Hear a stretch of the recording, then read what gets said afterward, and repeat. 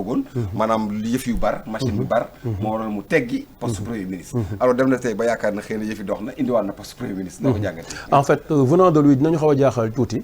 ndax bu ñu fàtte ne Macky Sall dafa am benn chance le président Macky Sall benn chance bu mu am fi mu jaar yëpp ba bala muy nekk président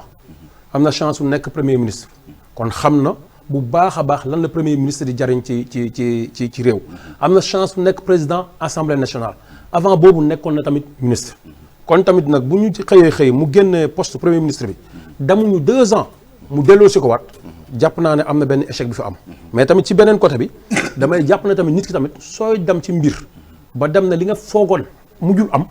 da nga war a teel a dellu si waat man côté boobu laa koy rafetloo. ndax jàpp nga ni lajj na dafa teel a dellu si waat pour man ndax déjà tey li ñuy wax yëpp ci projet yi d'accord mais heureusement pour ñun bu leen fàtte ne li ci ëpp solo moom mooy PSE bi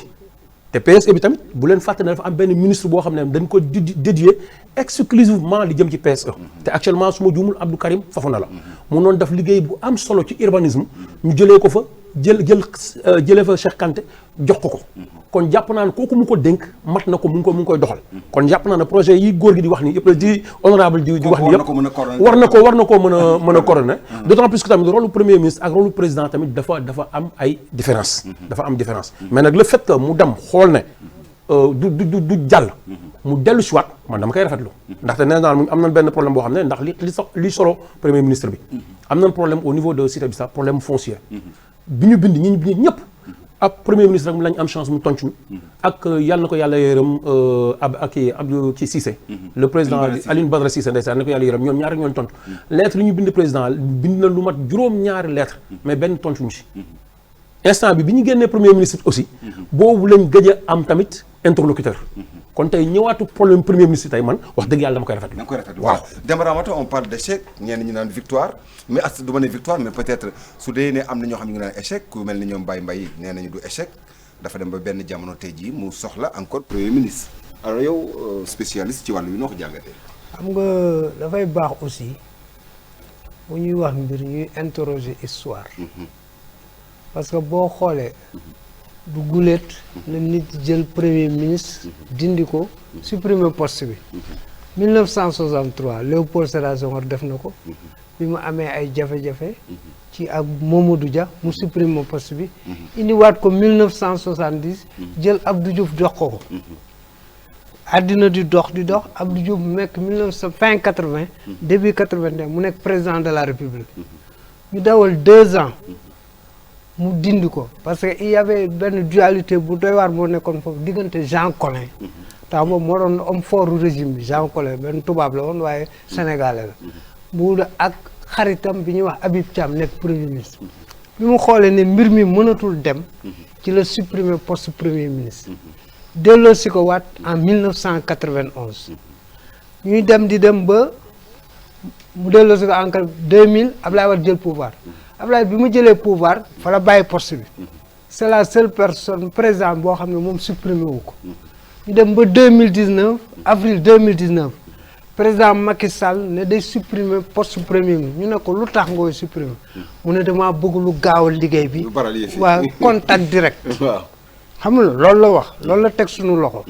léegi nag te bi muy daagaan baatu askan wi 2019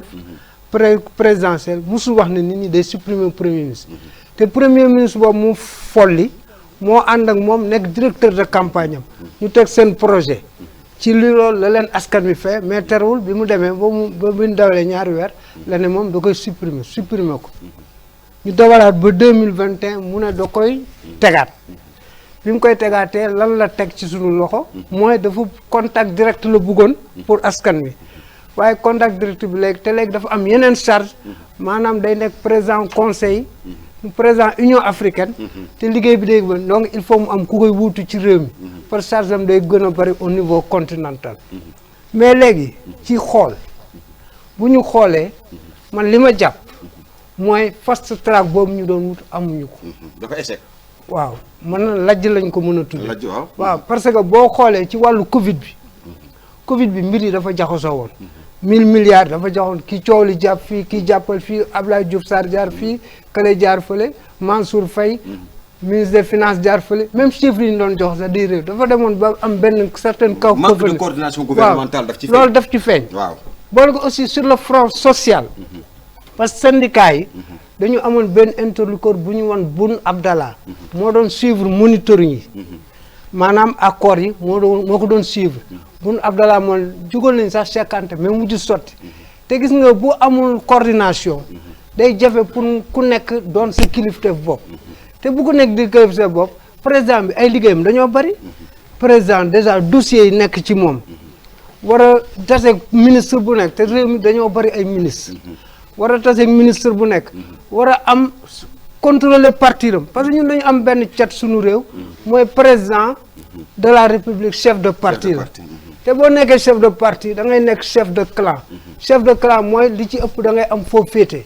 donc yooyu yëpp nga war a contrôler sa parti wala contrôler Benno Bokk Yaakaar wala contrôler front yi am opposition boo xam ne radical donc yooyu yëpp ak dossier war a di voyager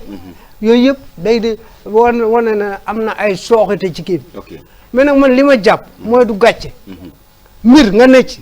dem ba ci biir nga xam ne fi nga doon jëm du foofu nga dellu jëlaat loolu du gàcce nañu nangu rek quoi wax yëpp loolu la nañu nangu Baye Mbaye dama ñëw ci yow dafa mel ni Demba Ramata ak presque bàcc li ñuy wax dëgg la wala boog du ma ne dëgg la ñu baal ma balaa Baye Mbaye naan taxawaayu journaliste maanaam li ñuy wax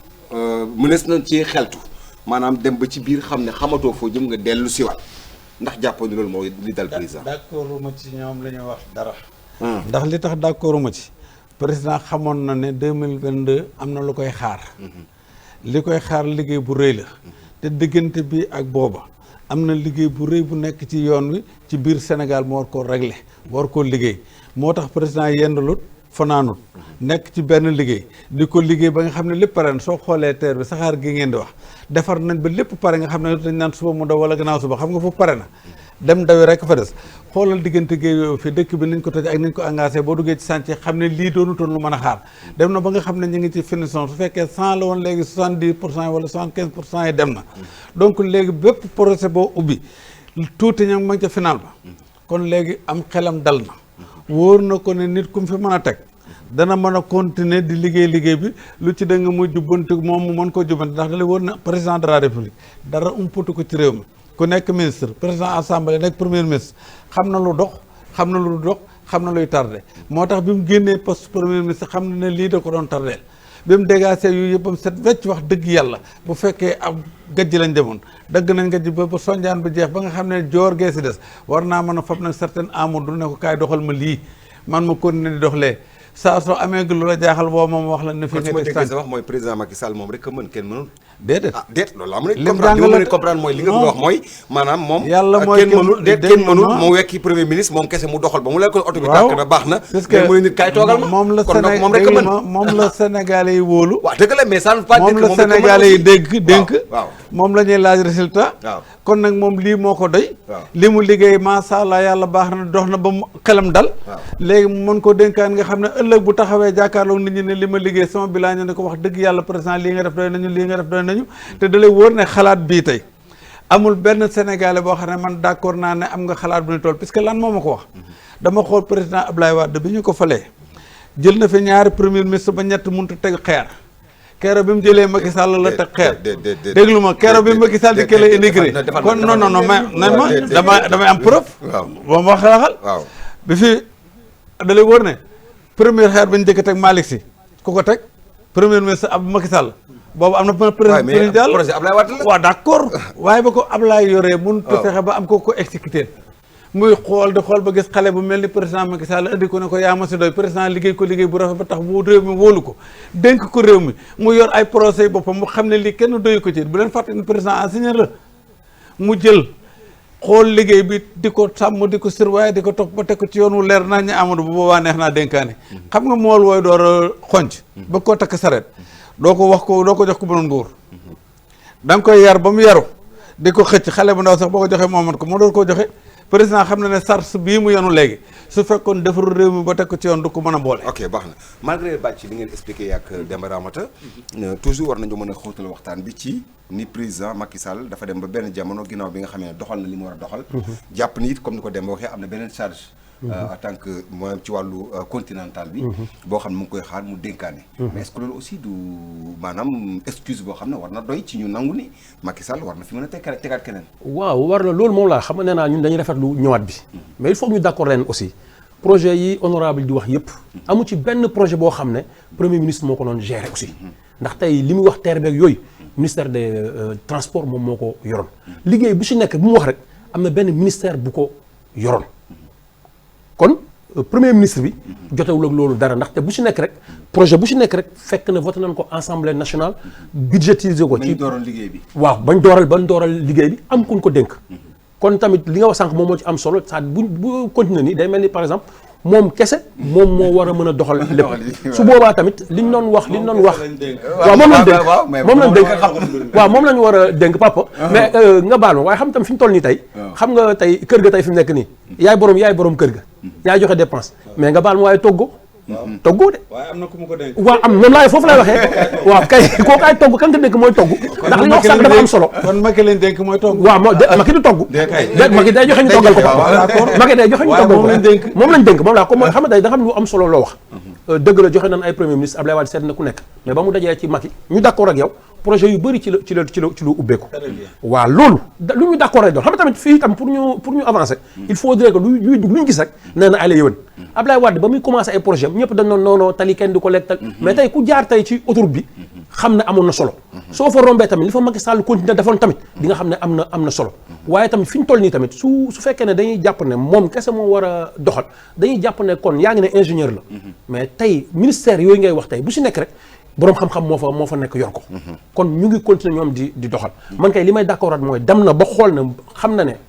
sottiwul mu dellu si waat beneen bis des tamit da ngeen ko wax tamit li indi problème yëpp ñun suñu dëkk yi mooy parti bu nekk dañ koy xooleeg borom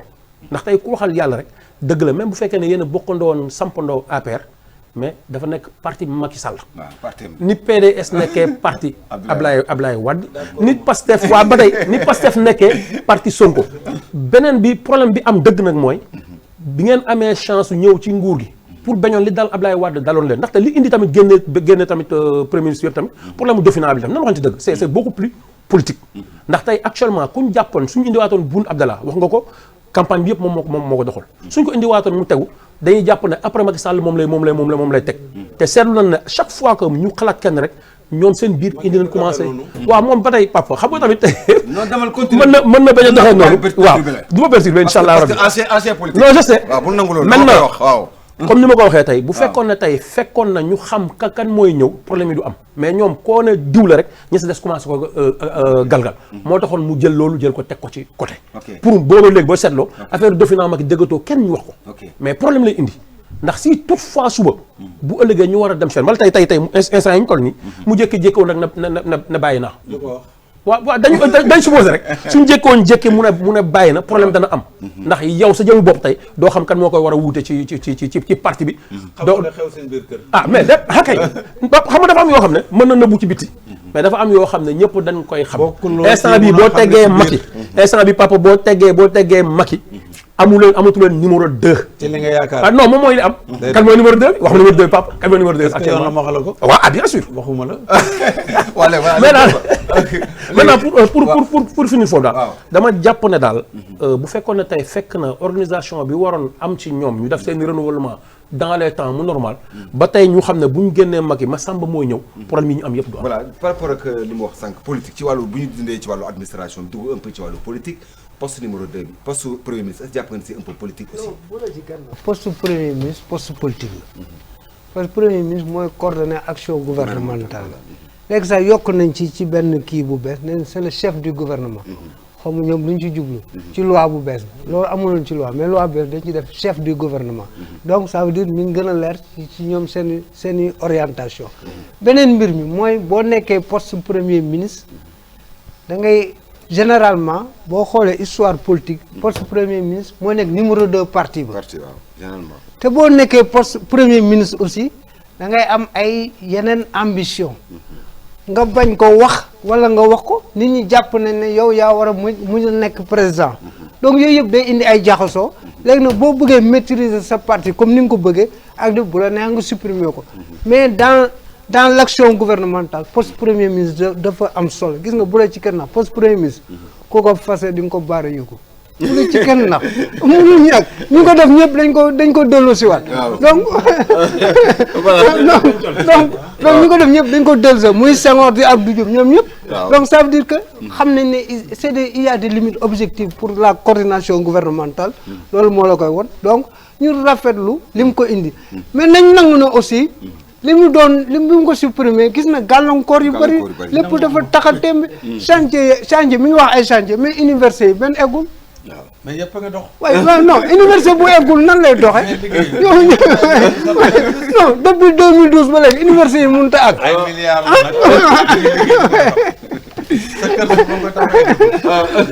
voilà ok léegi sans transition donc encore kii complicité avec notre réalisateur Mohamed léegi dañu daal di dem ci beneen pàcc bi mu jëm ci ñetteeli déedéet jeex na waaw dañuy dem des ba léegi ci wàllu débat bi ñu dem ci ñetteeli mandat bi.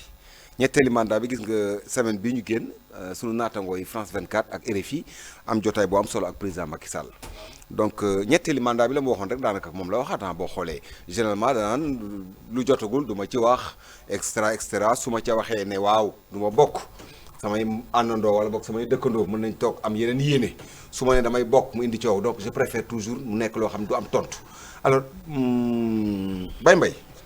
bu ñu delloo ginnaaw démb Macky Sall bi ne woon. amul benn bande yaa ngi fi maanaam li gars yi naan bande yaa ngi fi amul benn président buy amati ñaari mandat yu tegaloo successif est-ce que jarati na sax léegi ñuy duggati ci débat yooyu. yaa ngi may bëgg a jaaxal. ah déet jaaxal ma président nee na lu jotagut du ma ci wax. waaw wax ko RFI wax ko Sénégalais. waaw man nga bëgg ma wax ci waxuma. waaw déet xam nga lu tax ma bëgg wax ci. man dama wax jotagut. non dama bëgg a wax ni. dañoo jotagut. non dama bëgg a wax ni maanaam xam nga. yëf kon laajtaar dafa laaj mu gën a leer. waaye ginnaaw moom mi nga xam ne mooy seen njaatige am na lu mu ci jot a wax rek yaakaar naa ne. lan la si jot a wax waxtaan wi day mel ni dafay ubbeeku waat. waaw lan la si la mu jot a wax mooy nanguwul ba léegi leeral man dama jàpp ni. dama lay laaj non xam nga man lu mu jot a wax laa bëgg. xam nga laa jàppee yëf yi maanaam dafa mel ni tey jii ci gàttal nga diggoon ma wax ko li mu wax waaw dafa ne moom je ne ferai aucun acte antidémocratique antidémocratique anticonstitutionnel maanaam ci wolof mooy du ma def loolu lépp lu action boo xam maanaam jëf joo xam ne démocratie àndu ci wala constitution àndu ci da koy gàkkal d'accord da leen a doy ah déet xam nga aussi loolu wax la non defal nag lam wax du ma ci xam nga virgule xam nga lu tax mu xaw a doy waar xam nga lu tax mu xaw a doy waar par rapport à ça xam nga lu tax mu xaw a doy par rapport à ça xam nga lu tax mu xaw a doy waar déglu ma xam nga lu tax mu xaw a doy waar ngeen baal ma lu tax mu xaw a doy waar mooy am na yenn juristes yoo xam ne day maintenant ñuy commencé gëmloo sénégalais yi ne juridiquement président Macky Sall mën na présenter Amadou Ba y a certains juristes qui le disent déglu ma Amadou dama bëgg nga déglu ma waaw ayca président de la république waaw Sénégal gépp àndandoo fal ko 58% ngir wóolu ko waaw mu jàkkaarloo ñun ne lii du ma ci wax ndax jotagut ngeen ne ko par force mu wax ci du ci wax tey du ci wax ëllëg xam nga lan moo ñu ñor nu ñu defar réew mi ba takk def ko liggéey boo xam ne ñëpp kontaan ci réew mi te Sénégal yi fi toll commencé nañoo gis waaw ñu ngi gis li ñuy liggéey bëgg mooy ngeen génne seen xel waaw mais nag kon bàyyi leen ñu liggéey ndax génne seen xel ci 2024 de 2024 duñ ci génn seen xel ndax dañuy dund ay julli lañ ay sénégalais lañ mais wax déglu ma président daal li ma wax man du ma ci mën a dolli virgule du ma ci dindi virgule lii jotagut xam nga laaj ma ci li nga xam ne moom la ñuy liggéey réew mi waaye loo xam ne président waxagu ci jotagu ci néewaguñ nii la am da ngeen ci war a maandu